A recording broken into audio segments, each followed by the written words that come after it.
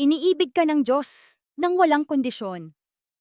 Malilimutan ba ng babae ang kaniyang batang pasusuhin na siya'y hindi mahahabag sa anak ng kaniyang bahay bata? Oo, ito'y makalilimot.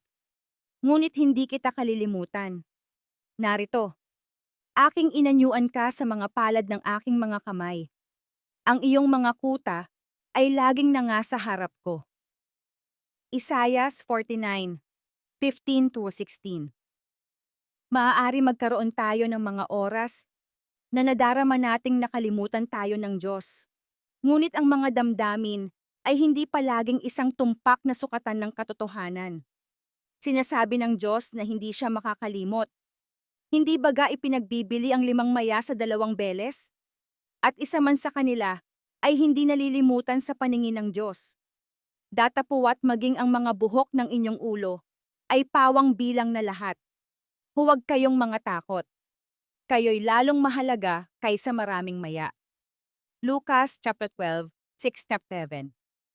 Sapagkat ako'y naniniwalang lubos na kahit ang kamatayan man, kahit ang buhay, kahit ang mga anghel, kahit ang mga pamunuan, kahit ang mga kapangyarihan, kahit ang mga bagay na kasalukuyan, kahit ang mga bagay na darating, kahit ang kataasan, kahit ang kalaliman, kahit ang alinmang ibang nilalang, ay hindi makapaghihiwalay sa atin sa pag-ibig ng Diyos na nasa kay Kristo Jesus na Panginoon natin.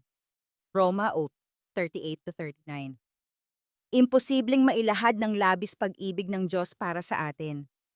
Ang lahat ng ating mga pagsisikap na paglalarawan sa kanyang pagmamahal ay hindi sapat. Masdan ninyo kung gaanong pag-ibig ang ipinagkaloob sa atin ng Ama upang tayo'y mga tawag na mga anak ng Diyos.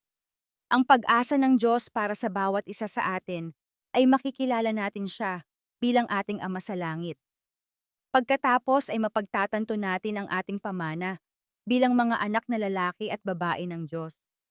Ingatan ninyo na huwag ninyong pawalang halaga ang isa sa maliliit na ito, sapagkat sinasabi ko sa inyo na ang kanilang mga anghel sa langit ay nangakakakitang palagi ng mukha ng aking Ama na nasa langit.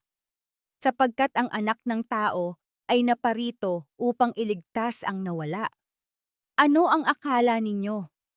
Kung ang isang tao ay may 100 tupa at maligaw ang isa sa mga yaon, hindi baga iiwan niya ang 99 at pasasakabundukan at hahanapin ang naligaw? At kung mangyaring masumpungan niya, ay katotohanang sinasabi ko sa inyo na magagalak ng higit dahil dito kaysa 99 na hindi nangaligaw. Gayon din na hindi nga kalooban ng inyong Amang nasa langit na ang isa sa maliliit na ito ay mapahamak. Mateo 18:10. Idinagdag ang diin. Ang bawat tao, mula sa pinakamayabang na monarko sa trono hanggang sa pinakamahihirap na pulubi sa kalye, ay mahalaga sa Diyos. Gaano kahalaga? Ang Diyos ay umalis sa langit. Siya ay magdurusa at mamamatay para lamang sa isang miyembro ng kanyang tao na pamilya. Kung ang isang tao na iyon ay nag-iisa lamang na nangangailangan ng pagkaligtas na pagkakasundo.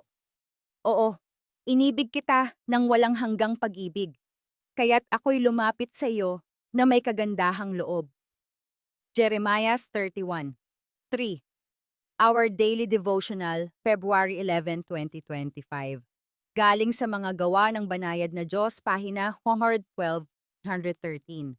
Patuloy mo nawang makita sa araw na ito, kapatid, ang pagpaggabay, pagbibigay niya ng buhay na libre at pagpapaalala niya sa iyo sa kanyang pag-ibig na walang kondisyon.